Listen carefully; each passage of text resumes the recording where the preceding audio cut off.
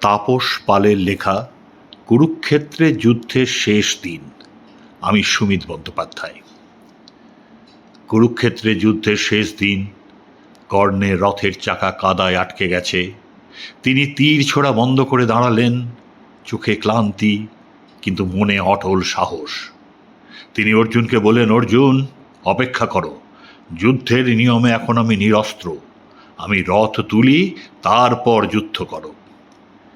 কিন্তু ভগবান শ্রীকৃষ্ণের আদেশে অর্জুন তীর নিক্ষেপ করলেন, আর সূর্যপুত্র কর্ণ মাটিতে লুটিয়ে পড়লেন তৎক্ষণাৎ। আকাশ যেন স্তব্ধ হয়ে গেল। মৃত্যুর কোলে ঢলে পড়া কর্ণের কাছে তখন শ্রীকৃষ্ণ এলেন। কর্ণের মুখে ছিল না কোনো ভয়, ছিল শুধু মৃদু হাসি। ভগবান কৃষ্ণ বললেন, কর্ণ, তুমি জন্মভূমিতে ফিরে যাচ্ছ।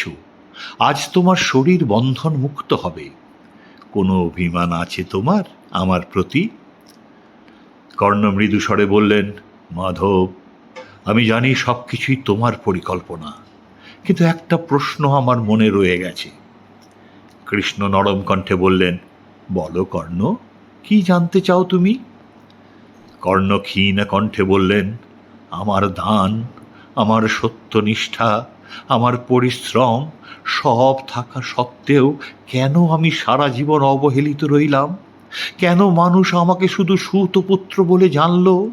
কেন সত্যি জানার আগেই ভাগ্য আমাকে সব কিছু থেকে বঞ্চিত করল? কৃষ্ণের দু চোখ জলে ভিজে গেল। তিনি শান্তভাবে বললেন, কর্ণ, তুমি ভাগ্যকে দোষ দিচ্ছ, কিন্তু তুমি নিজের ভাগ্যের থেকেও মহান ছিলে। তুমি রাজপুত্র হয়েও কখনো সিংহাসন চাওনি। তুমি অজেয় হয়েও নম্র ছিলে।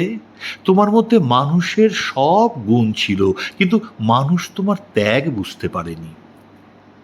এরপর কৃষ্ণ কর্ণের কপালে হাত রাখলেন এবং বললেন, তুমি যুদ্ধে পরাজিত হলেও জীবনে তুমি জয়ী হয়েছ কর্ণ। ইতিহাস তোমাকে কখনো ভুলবে না। কর্ণ তখন চোখ বন্ধ করে বললেন, মাধব, আমার প্রাণ এখন মুক্তি চাইছে।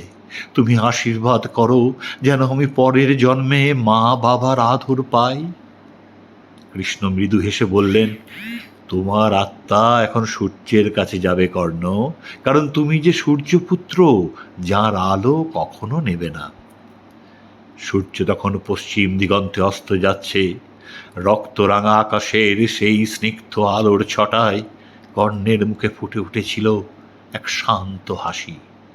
মৃত্যুর মুহূর্তেও তিনি বলেছিলেন, আমি আমার ধর্ম পালন করেছি, দান করেছি আমার সর্বস্ব, তাই আজ আমি খালি হাতে নই, আমার হৃদয় আজ পরিপূর্ণ। আর ঠিক সেই মুহূর্তে কর্ণের আত্মা সূর্যালোকে মিলিয়ে গেল।